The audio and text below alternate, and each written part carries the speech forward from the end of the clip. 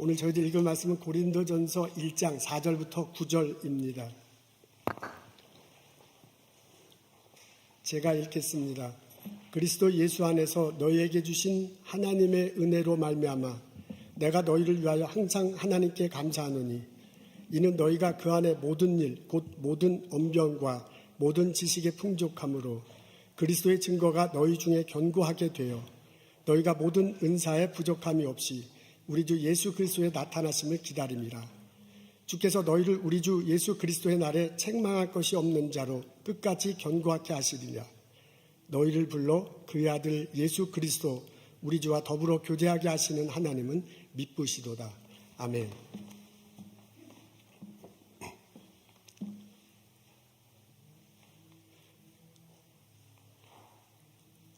안 넘어가는데요, 집사님. 백설공주는 어린이들이 좋아하는 동화입니다. 왕비하고 공주가 등장하죠. 어머니가 왕비가 계모이신 듯합니다. 이분이 거울을 갖고 있어요. 마법의 거울인데 그 거울에게 한번 물어봅니다. 거울아 거울아, 이 나라에서 누가 제일 예쁘냐? 거울이 대답을 해요. 왕비님은 아주 아름다우십니다. 그런데 백설공주가 더 예쁩니다. 이 왕비가 열받았어요. 그래서 공주를 죽이려고 합니다. 백설공주가 도망가잖아요. 숲속에 가서 난쟁이들 만나는데 그 난쟁이 도움을 받고 숨어 지냅니다. 이 소식을 듣고 왕비가 또 쫓아가요. 만나서 사과를 건네주는데 독이 들어 있습니다. 그걸 모르고 먹다가 그냥 쓰러집니다. 쓰러진 공주를 난쟁이들이 이렇게 들어서 유리관 속에 누워 놓습니다. 한편 이웃 나라에 사는 왕자가 지나가다가 그 장면을 보잖아요. 그리고 백설공주를 흠모하게 됩니다. 그 왕자의 도움을 받아서 개입으로 공주가 깨어나요. 그래서 그 공주에게 청혼을 하게 됩니다. 이 소식을 또 왕비가 듣잖아요. 그래서 또 막 열을 받아가지고 죽이려고 찾아왔는데 이번엔 자기가 잡힙니다. 그리고 거기서 벌을 받습니다. 시뻘겋게 달구어진 쇠구도 있죠. 그것을 신고 평생 동안 춤추듯 막 이렇게 뛰어다녀야만 했습니다. 그리고 난 다음에 왕자와 백설공주는 결혼을 하고 동화는 끝이 납니다. 어린이들이 좋아하는 이 동화는 누구 입장에서 읽느냐에 따라서 많은 차이가 집니다. 공주 입장에서 읽으면 이것을 읽을 때 흐뭇한 마음이 들어요.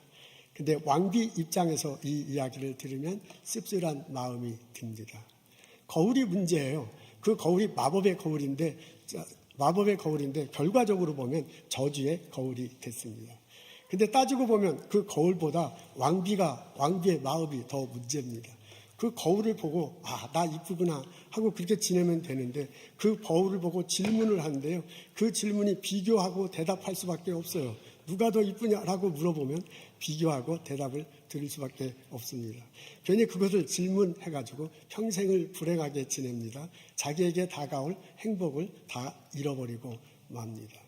여러분 어떻습니까? 이 동화를 읽으면 어떻게 내 마음에 다가옵니까? 이 동화를 읽을 때 내 마음이 따뜻하게 여겨집니까? 아니면 이 동화를 들을 때 내 마음이 씁쓸하게 다가옵니까? 오늘 저희는 안 넘어가는데 집사님, 오늘 저희들은 고린도전서 1장에 있는 말씀을 읽습니다.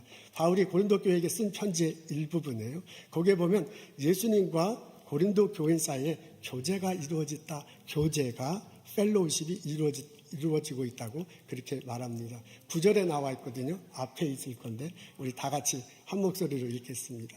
시작. 너희를 불러 그의 아들 예수 그리스도 우리 주와 더불어 교제하게 하시는 하나님은 미쁘시다. 그래서요. 바울이 말하는데요. 너희를 불러서 그리스도와 교제하게 한다고 합니다. 교제한다는 것은 서로 주고받는 거잖아요. 그래서 교제가 이루어지는 겁니다. 그러면 예수님과 고린도 교인들에게 사이에는 무엇을 주고받았을까? 4절에 보니까 이렇게 적혀져 있어요. 그리스도 예수 안에서 너희 속에 하나님의 은혜가 내리시니 하나님의 은혜로 인하여 라고 그렇게 4절에 적혀져 있어요. 그러니까 하나님의 은혜를 그리스도를 예수 안에서 이렇게 내려주시는 거야. 그러니까 예수님은 하나님의 은혜를 받아서 고린도 교인에게 내려주세요. 그럼 고린도 교회는 그 예수님에게 어떻게 반응을 보일까? 6절에 보니까 이렇게 적혀져 있습니다. 그리스도의 증거가 너희 속에 견고케 되나니 라고 이렇게 적혀져 있네요. 그리스도의 증거가, 그리스도에 대한 증거가 너희 속에 견고케 되어 있대요. 견고케 되어 있다. 새 번역에 보니까 튼튼하게 되어 있다. 그렇게 적혀져 있네요. 예수님에 관한 것이 내 속에서 튼튼하게 자리 잡고 있다는 말이네요. 그 말은 뭐예요? 고린도 교인들에게 믿음이 튼튼하게 자란다는 말입니다. 정리해서 보면 이렇습니다. 바울이 볼 때요, 예수님과 고린도 교인들 간에 교제가 이루어지고 있는데 그 교제 안에 속에서 벌어지는 게요, 하나님의 은혜가 내리고요, 그 하나님의 은혜를 받은 고린도 교인이 예수님에 대한 믿음을 보여요. 그러니까 예수님에 대한 믿음을 보이니까 점점점 하나님의 허락하셔서 하나님의 은혜가 내리는 거야. 그러니까 하나님의 은혜를, 믿음을 서로 이렇게 주고받으면서 교제를 하고 있습니다. 이것이 가능한 게 하나님께서 그렇게 해주셨기 때문이래요. 그래서요, 뭐라고 하면 이렇게 가능하게 하신 하나님은 참 미쁘신 분이다. 그 하나님께 참 감사한다. 라고 바울이 표현하고 있습니다. 여러분, 이 본문을요, 교제가 이루어진다, 하나님의 은혜가 내리고 믿음으로 하나님께 응답한다 라는 눈으로 바라보다 보면, 읽어보면요, 자연스럽게 고린도 교회 교인들에게 우리 성령학 교회가 대입돼 내가 그 속으로 들어가, 하나님, 예수님과 고린도 교회가 그렇게 은혜와 믿음으로 교제했다면 당연히 우리들도 우리 교회도 예수님과 이렇게 은혜와 믿음으로 교제하는 일이 벌어졌으면 얼마나 좋을까 하는 생각이 들게 마련입니다. 내가 예수님에게 믿음으로 다가가요. 그러면 예수님이 하나님의 은혜를 우리들에게 내려줄 거야. 그 하나님의 은혜 때문에 내가 더 믿음이 굳건해져. 그래서 점점점 예수님 앞에 다가가는 거죠. 그렇게 해서 영적인 교제가 예수님과 우리 성령학교회 사이에, 예수님과 나 사이에 벌어진다면 얼마나 좋을까 하는 그런 마음이 듭니다. 하나님께서 우리에게 은혜를 내려주시는 이유는 하나님이 우리를 사랑하시기 때문에 그렇습니다. 에베소서 2장에 보면 이렇게 표현되어 있어요. 긍휼이 많으신 하나님께, 긍휼하신 하나님이 그 크신 하나님의 사랑, 그 크신 하나님의 사랑으로 인하여, 제가 잊어버렸어요. 근데 혼자 할 때는 외우는데 같이 있을 때는 왜 이게 어려운지 모르겠어요. 어디에 돼 있어요? 하나님이 우리를 사랑하신 그 크신 사랑을 인하여, 그죠? 허물로 죽은 우리를 그리스도와 함께 살리셨다 그러잖아요. 긍휼에 풍성하신 하나님이 우리를 사랑하신 그 크신 사랑을 인하여 허물로 죽은 우리를 그리스도와 함께 살리셨다 그래요. 그게 4절에 나와요. 그리고 8절에 보면 그로 인해 너희가 그 은혜로 인해 믿음으로 말미암아 구원을 얻었나니라고 이렇게 적혀져 있습니다. 에베소서 2장에 있는 말씀이죠. 그 내용을 보면 우리가 구원을 얻는데 그게 예수 그리스도를 믿었기 때문이래요. 근데 그게 어떻게 해서 가능하냐면 하나님께서 은혜로 그런 길을 마련해 줬기 때문이래요. 왜 하나님이 그런 은혜를 마련했나? 우리를 사랑했기 때문이다 라고 그렇게 적혀져 있습니다. 그 크신 하나님의 우리를 향한 그 크신 하나님의 사랑으로 인하여, 그 크신 하나님 사랑으로 말미암아 이런 일이 벌어졌다고 말하고 있습니다. 하나님이 우리에게 구원의 길을 베푸셨어요. 그렇게 은혜를 내려주셨어요. 그렇게 하신 이유는 하나님이 나를 사랑하시기 때문입니다. 하나님이 나를 사랑하셔서 나에게 은혜를 베풀어 주십니다. 하나님이 나를 사랑하셔서 나에게 구원의 길을 열어주셨습니다. 그렇게 은혜를 베푸셨습니다. 하나님이 예수님을 이 땅에 보내셨습니다. 십자가 달려 돌아가게 하셨습니다. 사흘 만에 부활하시잖아요. 하늘로 올라오게 하셨습니다. 그렇게 함으로써 내 죄가 용서되고 내가 의롭게 되고 내가 천국에 가서 영원히 살 길을 마련했습니다. 이게 역사적 사실이다. 이게 이런 영적인 의미가 있다. 그것을 내가 듣고 깨닫고요. 내가 마음으로 믿는 거야. 내 생각으로 그걸 정말 받아들이고요. 내가 마음으로 믿고 내 삶 속에 변화를 일으키는 거야. 그렇게 내가 마음으로 믿을 때 구원이 내 삶 속에 벌어지게 됩니다. 아멘, 할렐루야. 이런 일이 어떻게 해서 벌어지느냐? 하나님이 나를 사랑하셔서, 나에게 은혜를 베풀어 주셔서 이런 일이 가능하게 됐다라고 바울이 설명하고 있습니다. 하나님이 나를 사랑하셔서요.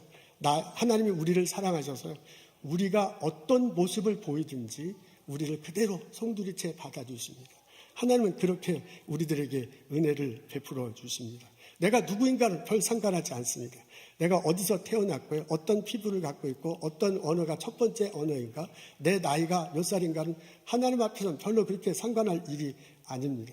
내가 건강한가, 내가 아픈가, 내가 어떤 생각을 가지고 어떤 행동을 가지고 누구와 커넥션을 지고 있는가, 그게 하나님 앞에서는 별로 중요하지 않습니다. 내가 얼마나 공부를 잘했고, 내가 어떤 직업을 가지고 있고, 내가 얼마나 재산이 많은가, 그래서 내가 얼마나 남들 앞에 나설 수 있는 사람인가 아닌가는 하나님 앞에서는 별로 그렇게 중요하지 않습니다. 하나님 앞에서는요, 내가 어떤 상태인가도 별로 중요하지 않아요. 살아가다 보면 때때로 내가 많이 힘들 때가 있죠. 살아가다 보면 내가 많이 힘들 때가 있죠. 그리고 내가 괴로워할 때도 있고요. 내가 실패할 때도 있어요. 그럴 때도 그런 나를 바라보시면서요. 그것 때문에 굉장히 안타까워하시고 나에게 다가오셔서 나를 어떻게 하면 끌어안을까 하시는 분이 바로 하나님이십니다. 하나님은 내가 어떤 상황에 있는가도 별로 그렇게 중요하게 여기지 않습니다. 우리는 하나님과 계속 가까이 있고 싶어 하지만 그렇지 못할 때도 참 많이 있잖아요. 하나님으로부터 멀어지는 거야.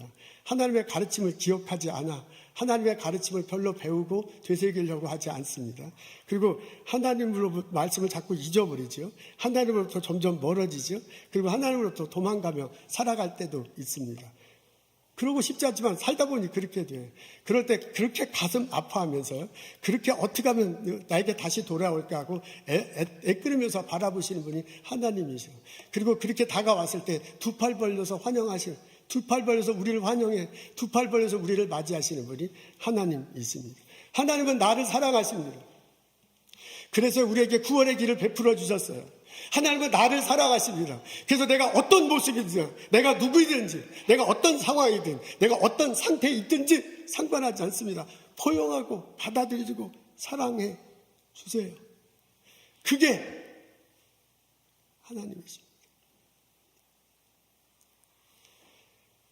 근데 안타깝게도 우리는 신앙생활하면서 그것을 잊어버리고 삽니다. 머릿속으로는 이렇게 알아요.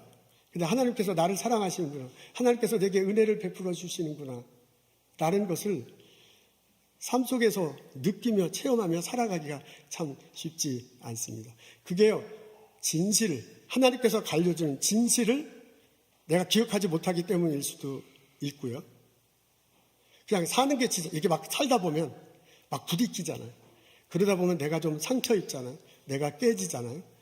그걸 막 그러니까 내가 스스로 이렇게 막 방어하다 보면 나도 모르게 내가 아닌 누구를 만들어 놓고 그것 때문에 내 스스로 괴로워해요. 그게 우리들은요, 의식적으로는 그렇게 안 해. 근데 무의식적으로 보면 나도 모르게 내가 아닌 누구를 또 다른 나를 만들어 놓고 그게 나라고 생각해. 그것 때문에 굉장히 괴로워요. 어떤 사람은 그게 좀 얕게 나타나는데 어떤 사람은 짙게 나타나요. 어떤 사람은 그게 자주 안 나타나는데 어떤 사람은 그게 아주 이렇게 자주 이렇게 나타나기도 해요. 그래서 살아가는 게 참 힘들어. 여러분, 오목거울이라는 거 아십니까? 그 거울이요, 거울이 이렇게 평평하잖아요. 근데 이게 평평한 거울이 아니라 불룩 튀어났거나 불쑥 들어갔거나 아니면 이렇게 뒤틀려 있는 거울이에요. 그게 제가 요술 거울이라고 그러잖아요. 어린이들하고 같이 가보면 어린이 놀이터나 혹은 어린이들 공원이나 어린이들 위한 그 박물관 있잖아요. 박물관에 가면 그 꼭 요술 공원이 있어. 요술 거울이 있어. 저 앞에 있는 것 같은 거예요. 그래서 애들 그거 되게 좋아하잖아요. 우리 아들도 그거 되게 좋아해서. 그래서 딱 보면 자기보다 훨씬 키가 커 보여. 자기보다 훨씬 뚱뚱해 보여. 어떨 때는 자기보다 훨씬 작아 보여. 어떤 거울은요, 그 앞에 서면 이 뒤틀려가지고 내가 위하고 아래로 이렇게 떨어진 것 같아. 그렇게 보이기도 합니다. 그게 아주 굉장히 재밌어서 애들은 좋아하는데 그 거울, 그 요술 거울 앞에 비친 내가 진짜 내가 아니잖아요.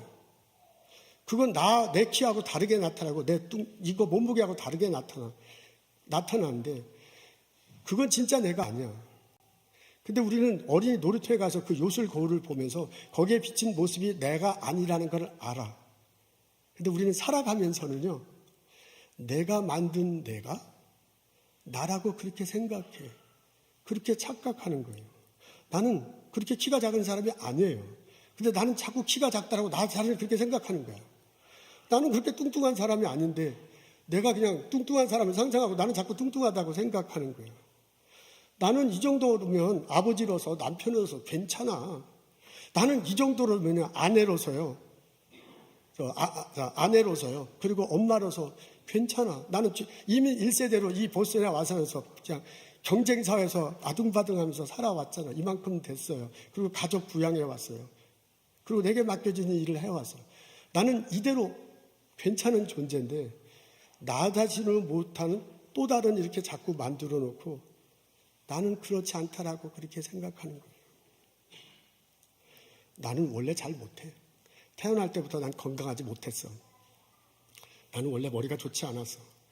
나는 생긴 게 이렇게 생겨가고 어렸을 때부터 매력적이지 않았어. 이래가지고 남들은 나를 보고 이렇게 매력적으로 여기지 않을 거야. 라고 그렇게 전혀 그렇지 자기하고 다른 어떤 나를 만들어 놓고 그걸 가지고 자꾸 힘들어 하는 거예요. 나는 능력이 없어. 학교 다닐 때부터 공부를 잘 못했어. 그래서 내게 맡겨진 일이 있으면 겁부터 나요. 이 일을 과연 할 수 있을까?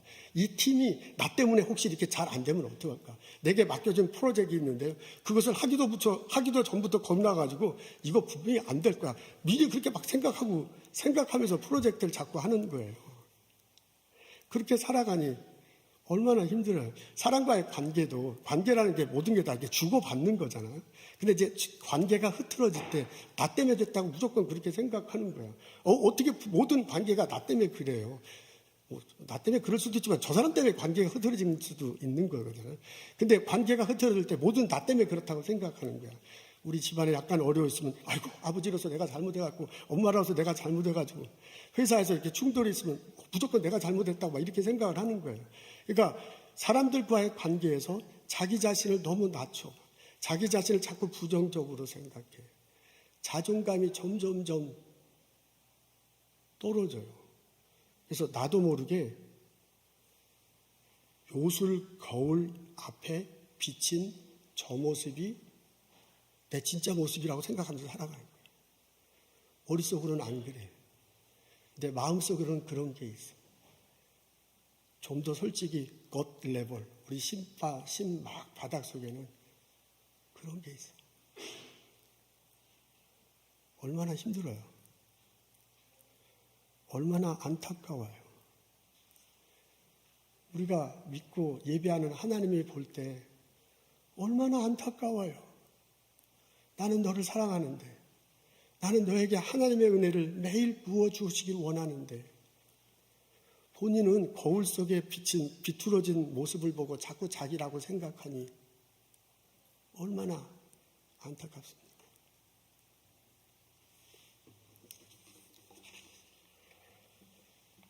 이런 생각을 하면 떠오르는 성경 구절이 있습니다. 스바냐 3장 17절입니다. 너의 하나님 여호와가 너희 가운데 계시니 그는 구원을 베푸실 전능자라. 그가 너로 인하여 기쁨을 이기지 못하시며 너를 잠잠히 사랑하시며 너로 인하여 즐거이 부르며 기뻐하시는도다. 그렇게 되어 있잖아요. 하나님께서요, 여호와 하나님께서 구원의 능력자로 우리 가운데 계시대. 하나님이 구원의 능력자로 내 가운데 계십니다. 근데 그 하나님이 나를 너로 인해서 기쁨을 이기지 못한대. 너 때문에 기쁘다가 아니라 너로 인해서 기쁨을 이기지 못해. 그리고 잠잠히 사랑하신대. 아니 그냥 격렬히 사랑한다 이게 아니라 잠잠히 사랑한다. 이게 얼마나 참 애틋한 표현이에요. 너로 인해서 즐거이 불러. 이렇게 부른다는 게 노래가 부를 수도 있고요. 부르는 게 너를 이렇게 즐겁게 이리 와라 이렇게 부를 수도 있는 거잖아요. 너 때문에 기쁘대요. 여러분 이 성경을 묵상하면 저는 아기와 엄마가 떠오릅니다. 우리 갓난 아기를 안고 있는 엄마가 있어요. 갓난 아기를 안고 있는 엄마. 그 아기가 얼마나 사랑스러워. 그 발 이렇게 발 오물락조물락 하는 게 얼마나 보기 좋아요. 그 피부 색깔, 피부 이렇게 막 느껴올 때 있는 것 있잖아요. 그 냄새, 향기, 그게 얼마나 좋아. 그때 엄마가 아기를 이렇게 볼 때 이렇게 이렇게 들여다보는 그 눈길을 어떻게 표현하기가 굉장히 어려운데 그냥 막말로 표현하면 사랑의 눈길로 보잖아요. 근데 이게 성경이 잠잠히 너를 사랑하며, 근데 이게 꼭 그거 같아. 잠잠히 너를 사랑하며, 너 때문에 아들 이름을 부르잖아. 딸 이름 부르잖아. 너를 기뻐하며 부르며. 그게 막 애틋하게 다가오는 거야. 아기를 그 애틋하게 바라보는 엄마의 모습이 이렇게 이게 그려져요. 스바냐 3장 17절은 그런 거야. 생각해보면 하나님은 엄마 같은 그런 존재입니다. 하나님은 우리를 사랑하시고 우리에게 은혜를 베풀어 주셔요. 그래서 우리가 구원을 얻고 새 생명을 얻는 거예요. 십자가와 부활로 인해서 구원을 얻는데 그 새 생명을 준 거잖아요. 그게 얼마나 감사해요. 내가 아이를 낳은 것처럼 예수 안에서 하나님이 낳으셨고 우리를 자녀 삼으신 거란 말이에요. 그렇게 하나님이 나를 사랑하시고 나에게 은혜를 베풀어 주세요. 그러니까 내가 하나님 앞에 가면 그것이 하나님의 은혜로 내게 다가오는 거야. 하나님 안에서 새 사람이 되는 거예요. 그렇게 되다 보면 내가 하나님 앞에서요, 하나님을 바라보고 하나님을 향해서 나아가는 수밖에 없어요. 그 하나님이 나를 창조하셨잖아요. 그 하나님이 나를 만드셨대. 근데 그 하나님이 나를 만드실 때 하나님 형상을 닮아서 나를 만들었다고 그러잖아요. 그러니까 내가 하나님을 바라보면 내 모습이 하나님 안에서 보이는 거야. 하나님의 형상이 내 형상이 되는 거야. 하나님의 성품이 내 성품이 되는 거고요. 하나님의 성령, 영성이 곧 나의 영성이 되도록 내가 바라보며 쫓아가는 거잖아요. 그렇게 신앙생활하다 보면 하나님이 우리의 목표가 되기도 하고요. 하나님이 나의 거울이 되기도 해. 하나님이 나의 거울이야. 그래서 하나님 앞에 섰을 때 죄인된 내 모습을 보잖아요. 내 연약한 내 자신을 발견할 수밖에 없어. 그것을 하나님 앞에 내려놓고요. 그것을 하나님 앞에 회개할 때 하나님의 보혈의 피로 나를 용서해줘. 하나님의 보혈의 피로 나를 감싸줘. 그래서 내가 새롭게 태어나는 거 아니에요. 새롭게 태어난 모습을 하나님 앞에서 나를 보는 거 아니에요. 그리고 그 하나님의 성품을 닮아가자. 그 하나님의 성령으로 변화되자. 이렇게 나가가다 보면 변화된 모습이 하나님 앞에서 내가 보이는 거야. 하나님이 내 앞에 거울이야. 하나님 앞에 선 모습이 내 진짜 모습이에요. 내가 만든 거울 속에서 비틀어진 내 모습은 진짜 내 모습이 아니에요. 하나님 앞에 섰을 때 하나님 앞에서 보여준 내 모습, 하나님이 나를 피 흘려 사랑하시고 내게 은혜 주시고 내게 사랑해 주시는 존재로 보여지는 그 모습, 거울된 하나님 앞에서 보여준 본 모습, 그게 내 진짜 모습이에요. 하나님은 말씀을 통해서 우리에게 거울을 비춰주면서 보여주면 내가 너를 사랑한다. 내가 너를 은혜로 감싸주신다. 보여주시면서요. 그 모습을 보면서 살아가기를 원하십니다. 근데 내가 너무 낮은 자존감으로 내가 너를 부정적으로만 생각하면 얼마나 안타깝겠어. 하나님이 원하시는 것은 내가 너를 사랑한다. 내가 너에게 은혜를 베푼다. 라는 것을 믿음으로 받아들이고 사랑받는 존재로, 은혜 받는 존재로 나를 바라보는 거예요. 하나님 말씀이 거울이 돼서 내 모습을 거기서 바라보는 거예요. 그렇게 살아가기를 원하십니다. 이민자로 살아가는 건 참 힘듭니다. 벅찹니다. 전 세계에서 가장 우수한 사람들이 모이는 보스턴에서 날마다 경쟁하면서 사는 것은 참 힘듭니다. 그런 나를 하나님이 사랑해 주세요. 그런 나를 하나님이 은혜를 베풀어 주세요. 은혜 받는 나, 사랑받는 나를 꿈꾸며 내 모습을 그리며 하루하루 살아가는 나와 여러분 되시기를 주님의 이름으로 축원합니다. 여러분, 내일 아침 일어나서 양치질하면서 거울을 볼 때 이렇게 말했으면 좋겠습니다. 하나님, 나를 사랑해 주셔서 감사합니다. 하나님, 오늘도 나에게 은혜를 많이 베풀어 주실 걸로 믿고 감사합니다. 하나님, 나를 이렇게 잘생기게 이쁘게 만들어 주셔서 감사합니다. 라고 그렇게 거울을 보고 한번 외치면서 하루를 시작하면 얼마나 좋겠습니까? 하나님이 그렇게 사랑하시고 은혜를 베풀어 주실 것입니다. 우리 연습 한번 해볼게요. 연습을 해야 돼. 자, 하나님, 나를 사랑해 주셔서 감사합니다. 감사합니다. 하나님, 오늘도 은혜를 많이 베풀어 주실 줄로 믿고 감사합니다. 하나님, 나를 이렇게 잘생기게 만들어 주셔서 감사합니다. 감사합니다. 하나님 앞에서 하나님이 주신 사랑, 하나님께 주신 은혜를 듬뿍 받아 그 사랑으로 내 아들, 딸 키우고 그 사랑들로 이웃들과 함께 살아가. 그래서 날마다 하나님 은혜 가운데 살아가는 나와 여러분 되시길 주님의 이름으로 축원합니다. 기도하겠습니다. 하나님, 주 앞에 나서 죄인 된 내 모습을 봅니다. 하나님, 주 앞에 나서 예수 그리스도의 보혈의 피로 의롭다 여겨진 나 자신을 봅니다. 하나님, 주 앞에 나서 하나님의 은혜로, 하나님의 사랑으로 새롭게 변화되고 힘을 얻어 살아가는 나 자신을 봅니다. 이제 나 혼자 사는 것이 아니라 하나님과 더불어 산다는 것을 굳건히 믿고 그 은혜에 붙잡고 그 은혜에 붙들려서 하루하루 살아가는 저희를 되게 하여 주옵소서. 하나님 찬양 드립니다.